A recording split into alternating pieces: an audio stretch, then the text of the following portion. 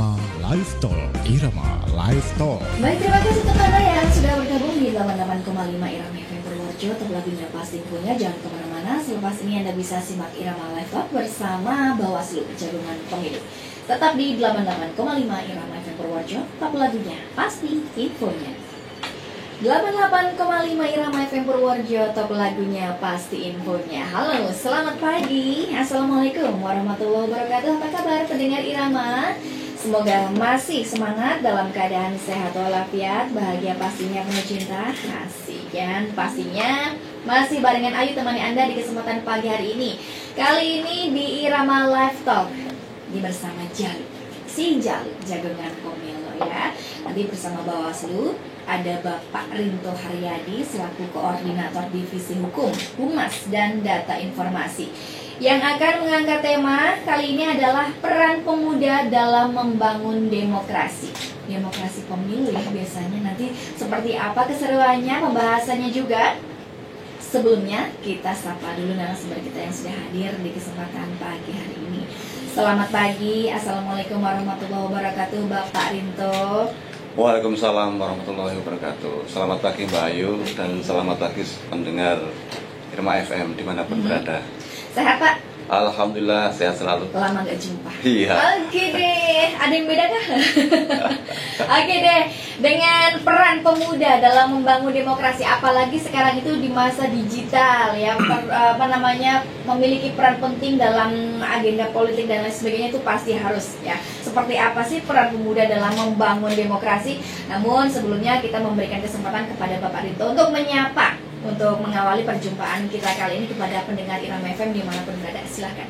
Ya, selamat pagi para pendengar Irama FM dimanapun Anda berada.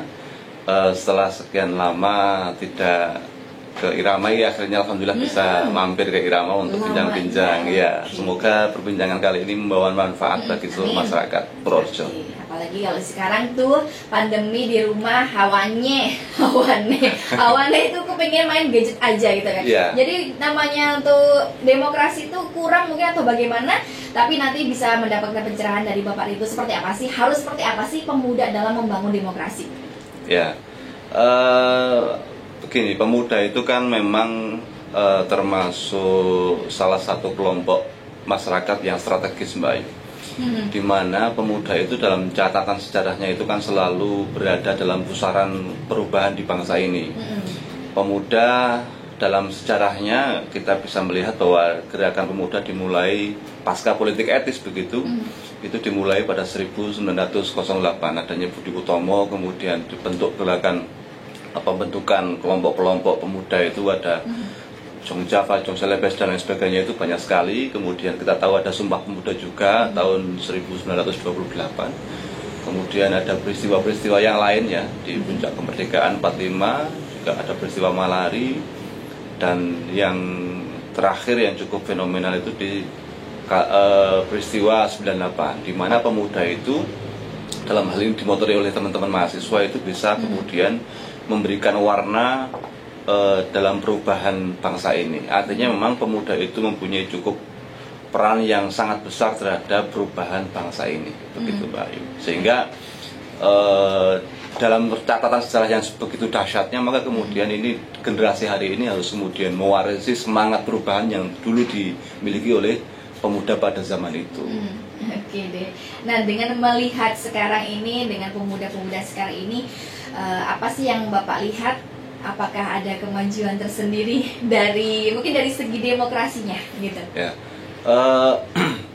kalau zaman dulu itu kan memang bergerak ada kendala-kendala ya, tidak seperti sekarang ini. Contoh misalkan kayak melakukan konsolidasi mahasiswa waktu itu, atau melakukan konsolidasi pemuda ya, kelompok-kelompok pemuda itu sangat luar biasa perjuangannya, karena harus hunting ke kota satu, ke kota yang lain, ke provinsi satu, ke provinsi yang lain untuk menggalang kekuatan, menyamakan persepsi.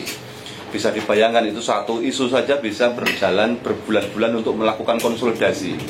Karena belum ada waktu itu teknologi ya. Berbeda dengan sekarang yang teknologinya sudah luar biasa, sudah ada email, ada medsos, ada macam-macam, WhatsApp, ada telepon dan lain sebagainya, sudah sangat memudahkan untuk melakukan konsolidasi. Nah, ini tentu harapannya di era sekarang ini proses konsolidasi itu akan lebih masif begitu. Nah, maka kemudian konsolidasi pemuda itu mestinya terus dipelihara, mestinya terus dilakukan membahas isu-isu kekinian di bangsa ini begitu. Nah, hanya saja memang saat ini memang situasi Indonesia itu kan ada yang namanya modernisme, ada globalisasi dan lain sebagainya, kemudian merubah perilaku pemuda, di mana pemuda hari ini disodori dengan informasi-informasi, aplikasi-aplikasi, game-game yang ada di Android itu yang kemudian sedikit banyak berpengaruh terhadap perilaku ya.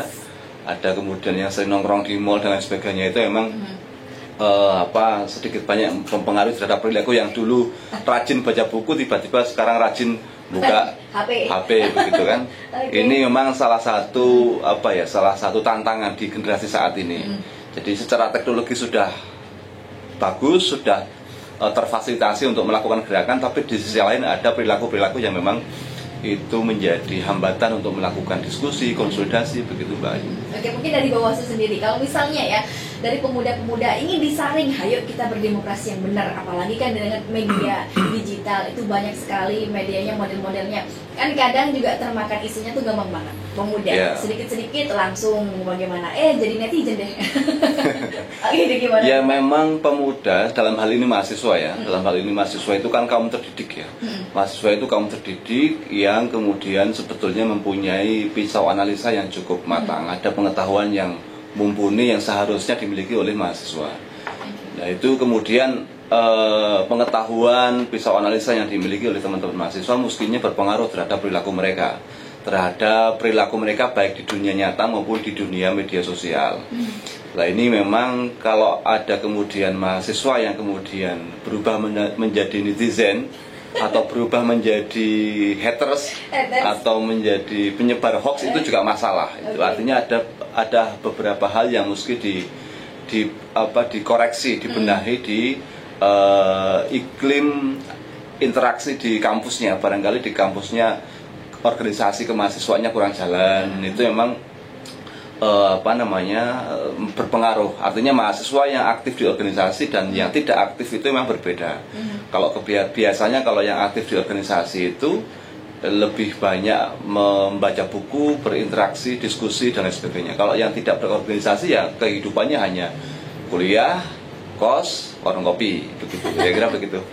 Jadi ya mestinya kami berharap si pemuda atau mahasiswa itu betul-betul mempunyai peran yang signifikan dalam berdemokrasi di Indonesia. Banyak pilihan gerakan yang kemudian bisa dilakukan oleh teman-teman pemuda dalam memberikan kontribusi membangun demokrasi di Indonesia. Salah satunya barangkali bisa terlibat dalam penyelenggaraan pemilu ya.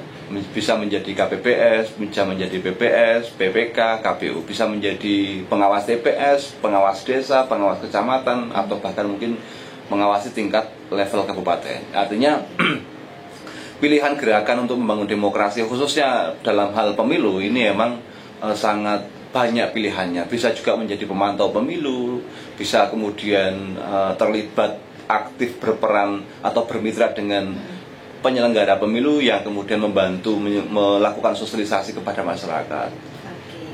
Nah ini mungkin sedikit gambaran aja, bocoran aja nih selama pandemi, apalagi kan sempat habis pemilu selesai. Barangkali kan ada pendengar yang wah Bawaslu udah dong santai nggak ada kegiatan. Nah mungkin selepas itu di masa pandemi juga ada kegiatan apa nih yang dilakukan? Kalau selama pandemi ini, khususnya setelah pilkada selesai kami memang ada program melakukan sosialisasi ke desa. Jadi ada beberapa desa yang kemudian kita berikan sosialisasi, tapi tidak semua desa, karena ada 494 desa yang ada di Purworejo, desa kelurahan. Nah itu tidak semuanya karena kami memang mengalami keterbatasan anggaran. Nah ini ada beberapa saja yang kemudian kami melakukan sosialisasi ke masyarakat 1 bulan 1 kali Mbak Ayu. Itu yang menggunakan budget anggaran kantor. Kalau yang tidak, yang non budgeter itu itu juga ada. Contoh kita sering kemudian diundang oleh kelompok pemuda Karang Taruna untuk kemudian mampir ke base camp mereka, kemudian ngisi diskusi lah. Di situ kita kemudian melakukan sosialisasi. Kayak kemarin di Wareng itu, Kecamatan Butuh Wareng itu, kami bertemu dengan teman-teman mahasiswa Projo yang kuliah di Jogja. Itu mereka mengadakan kegiatan, kebetulan saya diundang. Kemudian saya sedikit banyak memberikan sosialisasi lah kepada mereka agar mahasiswa Projo yang kuliah di Jogja itu juga berperan aktif dalam membangun demokrasi, khususnya di kontestasi pemilu maupun pilkada. Apa saja yang disampaikan di situ? Ya, kita menyampaikan bahwa pemuda atau mahasiswa itu juga harus berkontribusi terhadap daerah, karena mereka itu kan putra-putra terbaik Projo yang kuliah di Jogja. Jogja kan tahu ya iklim dinamika diskusinya, interaksi dialektika intelektualnya cukup baik. Lah harapannya teman-teman Projo yang kuliah di Jogja ini memberikan kontribusi yang real ke Projo. Nah, saya juga ajak ke teman-teman mahasiswa tersebut itu untuk kemudian bermitra dengan Bawaslu. Sudah deh, daripada nongkrong nggak ada bahasan, mending kapan-kapan nongkrongnya di Bawaslu. Kemudian kita diskusi, kita ngobrol santai sambil ngopi, kita ngulik hal-hal yang highlight di Projo tentang seputar pemilu. Oke. Nah, mungkin dari apa sih tentang pemilu dan lain sebagainya, tentang politik dan lain sebagainya yang berguna otomatis bagi pemuda ini untuk menunjukkan bagaimana sih kedewasaan seorang pemuda dalam menghadapi sebuah negara, apalagi tentang membuktikan bagaimana dengan pelopor perubahan di dunia semakin maju, semakin bagus, semakin digitalis dan lain sebagainya. Itu bagaimana caranya untuk kita apa sih caranya membuktikan, hai kamu pemuda, ayo dong yang keren dikit, yang cool dikit, berguna lah gitu maksudnya. Ya, kalau dulu waktu zaman saya kuliah itu mengartikan dialektika di kampus itu menjadi miniatur negara. Artinya ketika dulu saya kuliah itu aktif di BEM gitu, di Senat begitu. Saya mengasumsikan bahwa ini latihan ketika besok ngurus negara, kira-kira begitu. Lah ketika pulang itu maka kemudian itu dicoba diaplikasikan. Lah teman-teman pemuda baik yang itu mahasiswa maupun yang bukan, mestinya kemudian hari ini bisa kemudian tertarik untuk terlibat dalam kegiatan membangun iklim demokrasi yang lebih baik. Kita tahu bahwa iklim demokrasi di Projo sudah baik, tapi belum sempurna. Lah salah satu manifestasi demokrasi kan adanya penyelenggaraan pemilu maupun pilkada. Lah proses pemilu dan pilkada di Projo aja ini masih banyak kendala, masih banyak masalah, masih banyak masyarakat yang belum mengetahui. Contoh misalkan kayak praktik politik uang. Praktik politik uang itu semua tahu bahwa itu melanggar ya, merupakan kejahatan hukum, kejahatan demokrasi begitu. Dan itu pidana, ancamannya pidana. Tapi masyarakat tetap saja melakukan praktik-praktik politik uang, terlibat dalam praktik politik uang. Begitu juga para pesertanya, tim kampanye, mereka juga sudah tahu undang-undangnya, aturannya, tapi tetap saja artinya kan artinya memang proses pemilu pilkada di Projo memang berjalan lancar dan aman, hanya saja belum sempurna.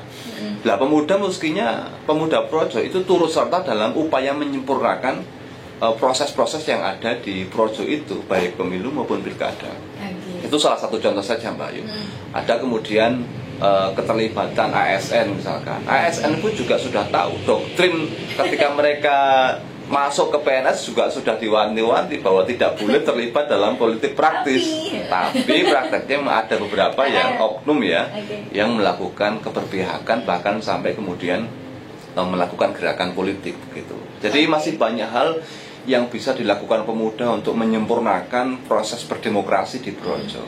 Oke, ini saya teringat yang kemarin dari KPU juga ya, tentang misalkan ada kecurangan politik apa saja itu lebih banyak dari peserta dan juga dari penyelenggara begitu. Kalau menurut dari Bapak Arito sendiri itu bagaimana ini?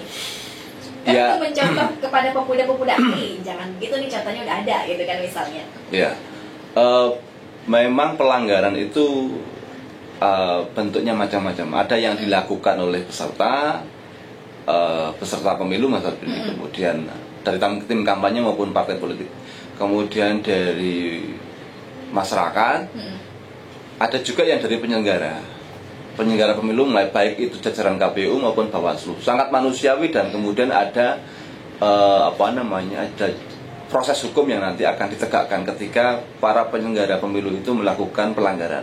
Namanya pelanggaran kode etik, Mbak Ayu. Kalau penyelenggara pemilu itu melakukan keberpihakan atau pembelaan, itu termasuk pelanggaran kode etik. Nah, itu ada ranahnya. Artinya mungkin saja penyelenggara pemilu itu memang melakukan pelanggaran, ya, pelanggaran kode etik maupun pelanggaran administrasi. Nah, itu ada jalurnya. Kalau kemudian masyarakat itu ikut mengawasi, maka sangat membantu kami dalam memproses pelanggaran-pelanggaran itu. Contoh kemarin kayak di Kemiri itu ada KPPS yang ikut bagi duit saksi misalkan. Nah, itu kan masalah gitu. Oke. Nah, emang ya kalau misalnya untuk pemuda, ini demokrasi di sini sangat serius banget. Jadi pemuda sangat berpengaruh untuk masa depan, apalagi menentukan arah ya negara itu mau dibawa kemana dari pemuda. Nah, banyak sekali dampak di mana begini, anak-anak kuliah misalnya di Jogja contohnya aja, kuliah di Jogja banyak temannya, tapi masih terpengaruh dengan isu-isu misalkan pimpinan ini begini, pimpinan itu begitu. Nah, akhirnya sering bentrok aja sih dengan isu-isu seperti itu. Malahan kadang jadi di media sosial digembor-gemborkan yang gimana untuk memberikan informasi hoax dan lain sebagainya begitu. Nah, dari pandangan Bapak itu tuh bagaimana? Jadi masih banyak begini sebelum sebelum kesana ya Mbak Ayu, banyak juga mahasiswa atau pemuda yang kemudian antipati terhadap politik ya. Dalam politik kontestasi politik itu identik dunia hitam, dunia kelam, penuh tipu muslihat, kira-kira begitulah. Akhirnya kemudian ada juga pemuda yang memang antipati dengan proses pemilu. Saya nggak mau terlibat, adanya cuma tipu-tipu, kira-kira begitu. Nah, ini memang satu fenomena yang perlu disikapi, karena kalau ini berkembang kemudian menjalar ke masyarakat, ini kan masalah begitu. Artinya ada upaya golput istilahnya ya, tidak mau terlibat sama sekali. Wah, udah deh, aku nggak mau nyoblos, nggak mau jadi penyelenggara, nggak mau apa-apain. Itu kan masalah. Artinya iklim demokrasi kemudian menjadi terganggu, pembangunan demokrasi terganggu. Nah, ini harus kita sikapi nih. Lah, pemuda mestinya kemudian tidak tidak pesimis dalam menghadapi situasi politik yang memang hari ini faktanya ada di Projo. Misalkan adanya tipu-tipu, misalkan adanya janji-janji palsu yang diberikan oleh peserta pemilu, itu akhirnya tidak terrealisasi. Nah, kalau kemudian tidak terrealisasi, tagih dong, misalkan ada upaya ke sana kan. Nah, itu pertama. Artinya proses menjauh dari dunia politik yang dilakukan oleh teman-teman pemuda itu justru malah kontraproduktif dengan semangat pemuda waktu perjuangan kemerdekaan, kira-kira begitu. Artinya seburuk-buruk apapun ya tetap ini rumah kita, harus kita benahi bareng-bareng. Itu. Nah, itu yang pertama. Yang kedua terkait dengan adanya seringkali dukung-mendukung, kemudian adanya terlibat tawuran di media sosial. Ini memang butuh latihan kedewasaan dalam berpolitik. Nah, di Indonesia memang seringkali para pemilih begitu, masyarakat itu seringkali terpancing dengan isu-isu sensitif, misalkan kayak isu agama. Itu mudah sekali kemudian dijadikan alat untuk membakar agar masyarakat menjadi terbelah, kira-kira begitu. Suku, ada suku A, suku B kemudian terbelah. Nah, ini butuh latihan, butuh proses panjang untuk kemudian melatih bagaimana cara berdemokrasi, berpolitik yang santun, yang damai, yang tanpa menggunakan isu-isu ras begitu, sehingga kontestasi atau kemudian persaingan itu betul-betul sehat, ya. Sehatnya apa ya? Sehat mereka saling beradu visi misi, beradu program untuk kemudian disandingkan nih kira-kira bagus yang mana. Nah, setelah adu visi misi, program, kemudian track record si calon, kira-kira dulu si calon itu pernah korupsi enggak, kira-kira gitu. Artinya kontestasi itu kemudian positif. Kalau kemudian menggunakan isu SARA, maka kontestasinya menjadi negatif, melahirkan perpecahan. Lah ini karena hari ini pemuda itu menguasai jagat dunia maya, maka mestinya yang bisa melakukan netralisasi atau kemudian melakukan sosialisasi kepada masyarakat ya pemuda, untuk kemudian mereka melakukan sosialisasi positif terkait dengan bagaimana berpolitik yang baik, yang santun di dunia maya. Misalkan bikin kayak video YouTube, misalkan melakukan aja dong kita berpolitik yang baik tanpa harus ada SARA. Begini, jangan berpolitik uang, tapi di sini jangan, di sini nerima, itu kan? Woi, jangan itu. Oke deh, untuk Anda pendengar tetap bergabung di 88,5 Irama FM Purworejo.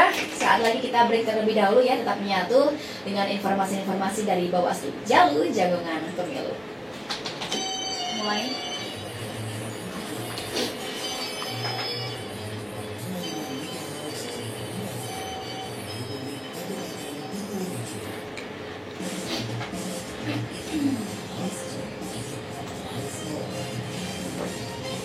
Oke, masih barengan saya Ayu, temani Anda di Irama Live Talk bersama Jalu Jagongan Pemilu, bersama juga narasumber kita Bapak Rinto Haryadi selaku Koordinator Divisi Hukum, Humas, dan Data Informasi ya.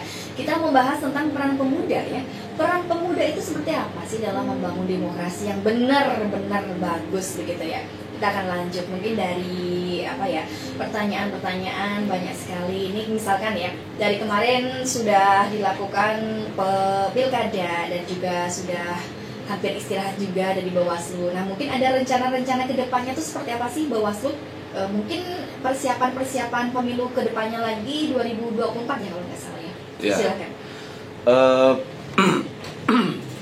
Kalau persiapan secara teknis memang belum Mbak Ayu ya. Karena memang ini di pusat pun masih digodok ya, bagaimana teknis pelaksanaan pemilu 2024. Ya, 2024 masih digodok oleh teman-teman KPU RI. Nah, tapi kita juga di Bawaslu juga kemudian melakukan persiapan. Di antaranya kita mencoba untuk berbenah menyiapkan sejumlah regulasi kayak peraturan Bawaslu begitu untuk kemudian bersiap menghadapi pemilu 2024. Yang ini juga masih digodok ya, masih digodok di RI. Kemarin kami melakukan meeting dengan pimpinan kami di provinsi untuk persiapan dalam bulan depan itu akan mulai menggodok beberapa peraturan Bawaslu untuk menghadapi pilkada 2024. Tapi masih bulan depan, jadi saya belum cerita draftnya juga. Belum ya, itu artinya dari persiapannya yaitu menyusun regulasi-regulasi internal untuk kemudian diterapkan di pemilu 2024. Kemudian selanjutnya kita selain melakukan itu persiapan itu kita juga melakukan sosialisasi kepada masyarakat yang tadi saya sampaikan bahwa saat ini kita setiap bulan itu melakukan program sosialisasi pengawasan partisipatif. Artinya mengajak masyarakat untuk kemudian terlibat aktif dalam proses pemilu maupun pilkada yang ada di Kabupaten Purworejo. Nah ini selain itu kami juga kemarin itu diundang oleh pihak Sekda Pemkab itu untuk melakukan pembahasan anggaran. Tapi juga kami belum bisa berbicara banyak soal anggaran ya karena memang baru nantilah kalau sudah fix kita sampaikan ini kira-kira berapa yang dibutuhkan dan lain sebagainya. Berarti belum ada untuk penambahan pengawas gitu ya? Untuk skema pembentukan badan ad hoc ya belum Mbak, belum. Oke. Nah, ini sedikit cerita aja nih, mungkin tentang pemilu. Banyak sekali memang pemuda. Mungkin saya juga pernah pengalaman, tapi hanya untuk buka aja deh ya. Banyak sekali ya pengalaman-pengalaman, banyak juga anak-anak muda itu kalau misalnya melakukan politik, apalagi politik uang, apalagi kalau lebaran datang, lebaran kedua itu alias pemilu itu dijadikan lebaran memang ya. Rezeki gitu ya. Banyak sekali itu terjadinya bagi-bagi duit, terus ya pokoknya politik uang begitu tuh rapih banget begitu. Nggak mungkin ada juga yang tahu tapi takut mau ngelaporin dan lain sebagainya. Itu kok bisa serapi begitu, dari Bawaslu itu ada nggak cara untuk biar nggak seperti itu gitu loh? Ya, Bawaslu melakukan Mbak Ayu di menjelang 3 hari di masa hari tenang. Hari tenang itu kan 3 hari sebelum hari H. Di masa tenang itu kita melakukan patroli ya, patroli melibatkan seluruh pengawas, baik pengawas kabupaten, kecamatan, kemudian pengawas desa dan pengawas TPS. Kita kerahkan untuk kemudian melakukan patroli keliling itu satu kampung. Keliling itu upaya yang dilakukan ya, upaya dilakukan. Tentu itu belum maksimal Mbak Ayu, karena setiap desa itu pengawasnya hanya satu. Kemudian hanya dibantu beberapa pengawas TPS. Paling satu desa itu pengawas TPS-nya paling 3 atau 4. Ada yang 2 juga. Artinya belum mampu menjangkau seluruh wilayah. Barangkali kalau kemudian wilayahnya pegunungan tentu akan sulit menjangkau seluruh wilayahnya. Maka kemudian butuh peran aktif masyarakat dalam melakukan pengawasan tersebut. Artinya kalau pengawasan itu dibebankan hanya di Bawaslu, kira-kira kurang maksimal karena keterbatasan SDM. Maka kemudian kami berharap masyarakat juga ikut melakukan pengawasan ya, agar gerakan praktik politik uang itu bisa diminimalisasi. Kenapa kok bisa rapi ya? Karena memang para peserta itu sudah pengalaman Mbak Ayu. Kalau zaman dulu misalkan praktik politik uang terang-terangan, mereka datang ke pasar gitu, ya langsung kasih amplop satu-satu begitu. Kemudian datang ke warung makan, langsung setiap pengunjung kasih amplop satu-satu. Sekarang nggak berani yang begitu. Sekarang lebih rapi, lebih tidak terlihat karena memang penegakan hukum pidana pemilu itu nggak main-main ya. Kalau sekali tertangkap ada bukti, kemudian diproses kok terbukti bersalah, ya pidana, masuk bui gitu. Artinya mereka kemudian menghitung ini berarti kalau politik uang itu nggak boleh terang-terangan nih, harus silent, harus rapi, ya itu memang. Tapi begini untuk meminimalisasi praktik politik uang butuh kerjasama semua pihak. Tidak hanya dibebankan ke Bawaslu atau KPU, semua pihak Mbak Ayu, tokoh RT, RW, tokoh pemuda, yaitu Pak Lurah, itu harus bareng-bareng. Yang terpenting adalah kesadaran peserta pemilu Mbak Ayu. Itu yang kemudian menentukan Mbak Ayu. Karena kalau kemudian sehebat apapun melakukan pengawasan, kalau masih ada niat memberikan uang kepada masyarakat oleh peserta pemilu, itu juga apapun caranya akan ditempuh begitu. Lah ini yang kemudian harus menjadi evaluasi bahwa partai politik juga harus mulai berdewasa dalam berpolitik begitu, agar praktik-praktik ini bisa bisa diminimalisasi. Karena begini, sebetulnya demokrasi itu kan prinsipnya kan kedaulatan rakyat ya. Ya, proses pemilu itu dari rakyat, oleh rakyat dan untuk rakyat. Artinya dalam proses dalam proses berpemilu maupun berpilkada itu kan tujuannya adalah untuk kesejahteraan rakyat, untuk memilih pemimpin yang baik agar melakukan pembangunan yang lebih baik begitu untuk kemakmuran masyarakat. Nah, kalau kemudian dalam proses pilkada maupun pemilu itu tercederai dengan pemberian uang misalkan atau mahar atau suap politik itu, mereka tentu mengeluarkan banyak uang nih para kontestan ini. Nah, ketika mereka terpilih, maka kemudian setelah nanti jadi pemimpin, maka mereka akan mencari modal balik gitu. Modal mereka akan balik kemudian melakukan berbagai cara untuk melakukan korupsi. Artinya praktik politik uang harga mati itu gerbang korupsi. Itu pasti, karena cerita-cerita nih yang saya terima, satu caleg misalkan keluar uang 1 miliar misalkan, ada yang 800 juta. Ini saya dengar begitu. Ini kan luar biasa ya. Mereka kemudian ketika jabat, kayak apa mereka yang mau cari modal, balik modal begitu. Tapi memang ya masih ada sampai saat ini. Ya, maka kemudian ini butuh peran pemuda nih. Kami menunggu apa nih kiprah pemuda Projo untuk melakukan pembenahan di ruang-ruang kosong itu, agar pemuda ini ada kontribusi positif lah dalam membangun demokrasi di Projo begitu. Oke deh, kita lanjut ke WhatsApp yang udah gabung aja di sini dari 9226 ya. Terima kasih tanpa nama juga mau tanya aja. Ini menyambung dari cerita saja. Bagaimana kalau misalnya pemuda melihat transaksi tersebut, jadi nanti bisa jadi contoh ke depan? Ya, bisa jadi ya cerita. Bisa jadi. Karena pemuda itu kan dinilai oleh parpol juga kaum yang potensial untuk digerakkan.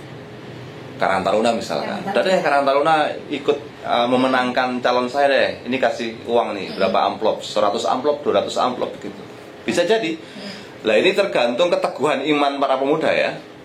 Nah, kalau kemudian mereka sadar betul bahwa politik uang adalah gerbang korupsi, ini adalah pelanggaran pidana pemilu, ya tolaklah itu. Kalau kemudian berani laporkan ke Bawaslu, tentu Bawaslu akan melakukan perlindungan. Artinya pelapor itu tidak akan identitas pelapor akan disembunyikan begitu, tidak dipublikasikan. Tidak dijadikan bukti juga. Ya, artinya identitas pelapor itu nanti akan di hidden lah kira-kira begitu, sehingga tidak diketahui oleh orang lain. Nah itu artinya sebetulnya peluang untuk lebih terlibat dalam upaya pencegahan maupun pelaporan ke praktik politik uang ke Bawaslu itu bisa dilakukan tanpa harus ada beban nanti saya diintimidasi. Uang pemuda kok diintimidasi kok. Ini mana buktinya? Nah, ini mau ngomong gitulah. ya itu ya pesan saya sih nggak usah takut ya.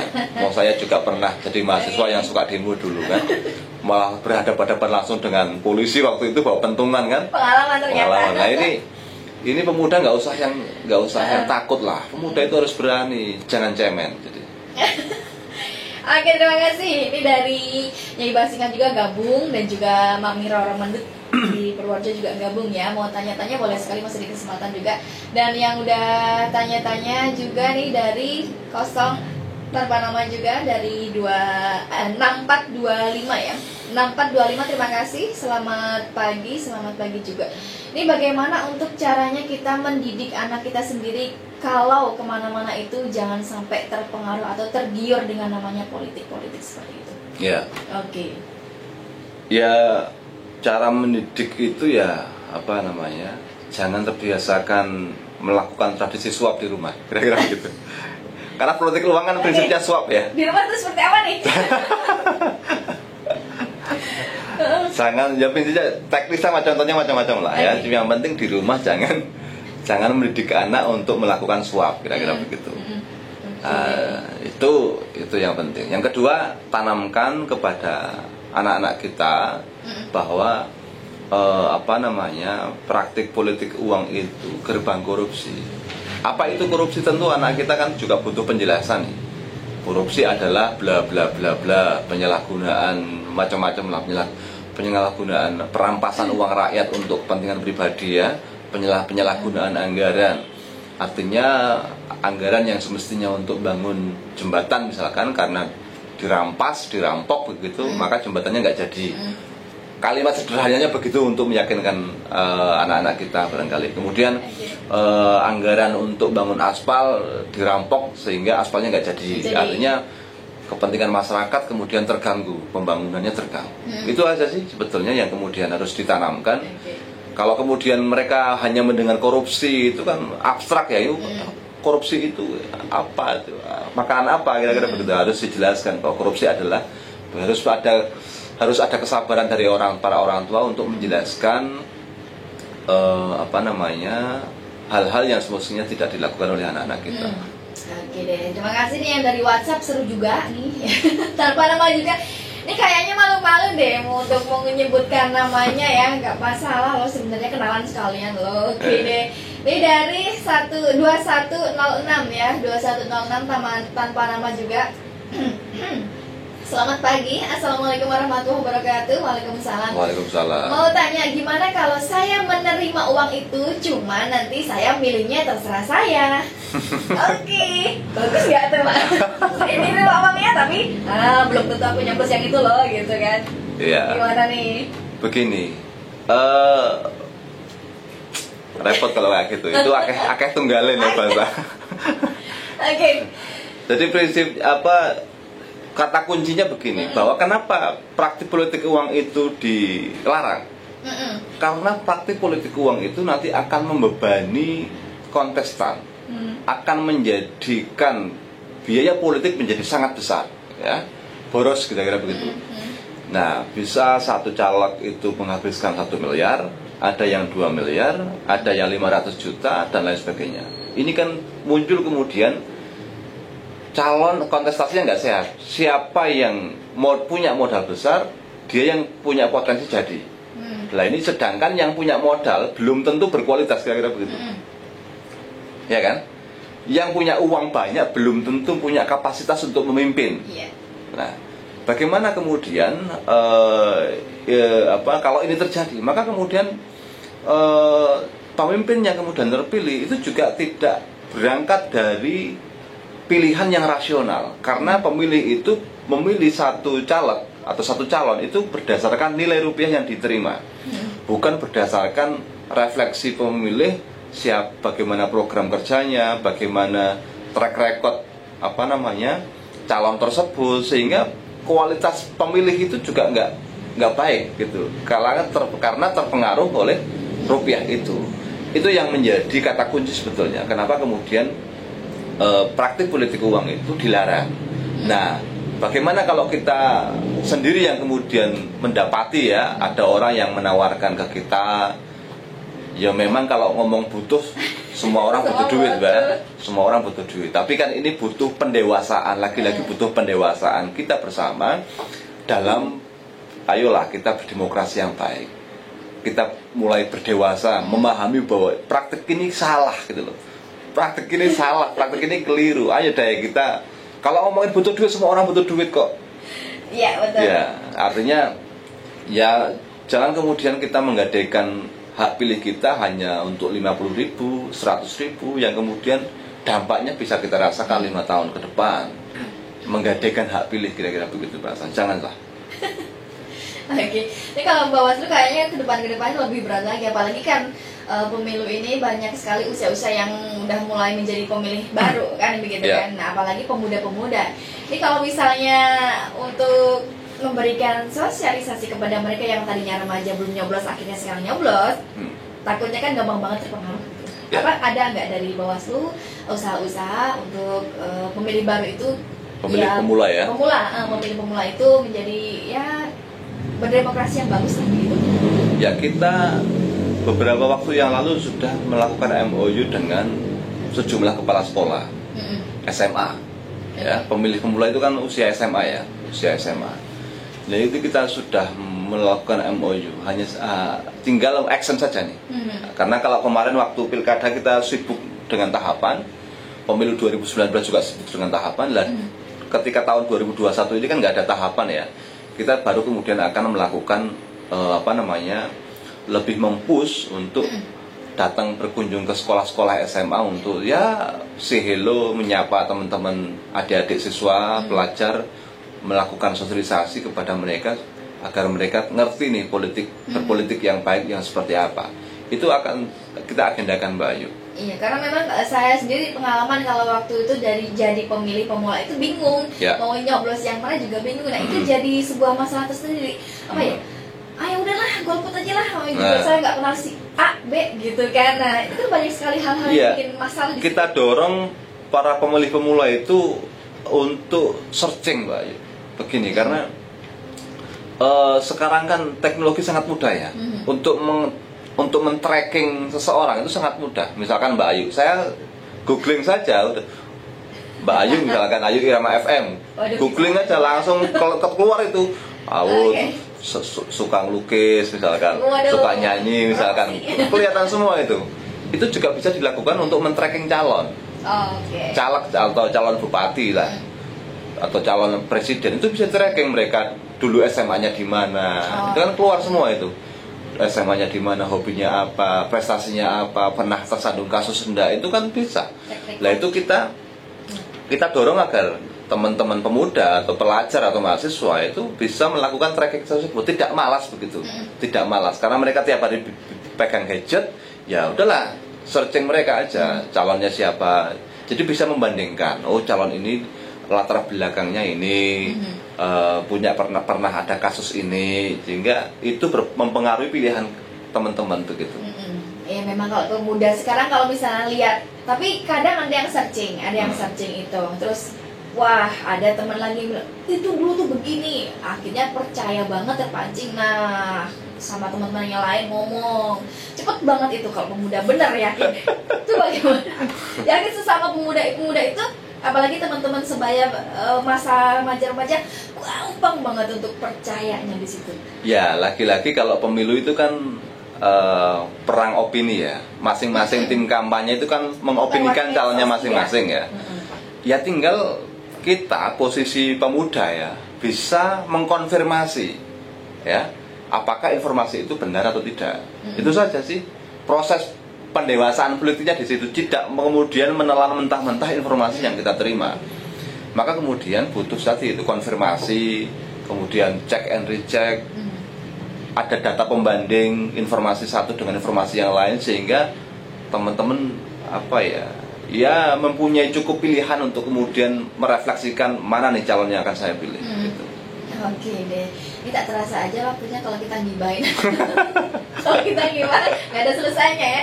Cuman bagaimana nih sebelum closing ya, bagaimana nih untuk peran pemuda tuh baiknya apa sih yang harus dilakukan mulai dari sekarang gitu?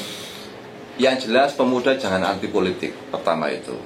Artinya kalau dinilai politik hari ini adalah politik kotor, ya ayo kita benahi. Ya. Yang kedua, karena pemuda itu kan calon pemimpin bangsa, baik itu mahasiswa yang sekarang masih di kampus begitu, mereka itu calon para pemimpin kita, pemimpin bangsa begitu. Harus latihan. Latihannya apa? Ya kalau kemudian harus bermitra dengan Bawaslu, ayo kita bermitra. Harus bermitra dengan KPU, silahkan bermitra dengan KPU untuk latihan. Karena kalau kemudian tidak latihan juga repot nanti. Yang selanjutnya adalah kalau kemudian teman-teman pemuda itu berniat untuk membenahi situasi bangsa ini, ya jangan anti politik. Syukur bagi malah dia mau masuk politik begitu, masuk salah satu partai yang kemudian dia suka. Tidak masalah asal kemudian menjunjung idealisme. Karena apa sih yang dipunyai pemuda selain idealisme? Hanya idealisme yang dimiliki pemuda. Itu yang kemudian mempunyai daya dorong untuk melakukan gerakan yang ada di negeri ini. Sejarah 45 misalkan, itu kan hanya idealisme yang dimiliki pemuda. 98 peristiwa Malari itu hanya idealisme dan semangat gitu. Itu saja. Oke deh. Terima kasih sekali Bapak Rinto Haryadi yang sudah memberikan informasi-informasi bagaimana sih kita harus bagaimana sebagai pemuda dalam membangun demokrasi, apalagi soal politik tuh ngeri-ngeri sedap ya. Apalagi yang namanya politik uang, iya mau sih gitu kan, mau enggak gitu kan katanya. Oke deh, dan terima kasih atas waktunya juga. Terima kasih buat pendengar yang udah gabung, Bapak Ibu yang udah bertanya juga. Semoga bisa jadi pencerahan tersendiri ya. Ada yang ingin disampaikan? Cukup ya. Oke. Terima kasih. Jangan lupa masih barengan Ayu kembali temani Anda di informasi dan tipsnya di Easy Life. Dan jangan lupa juga jam 11 seperti biasa ada informasi dari Relay Berita Olahraga Pro 3 RRI Jakarta ya. Kita mohon pamit apabila ada kata yang salah mohon dimaafkan. Wassalamualaikum warahmatullahi wabarakatuh dan sampai jumpa.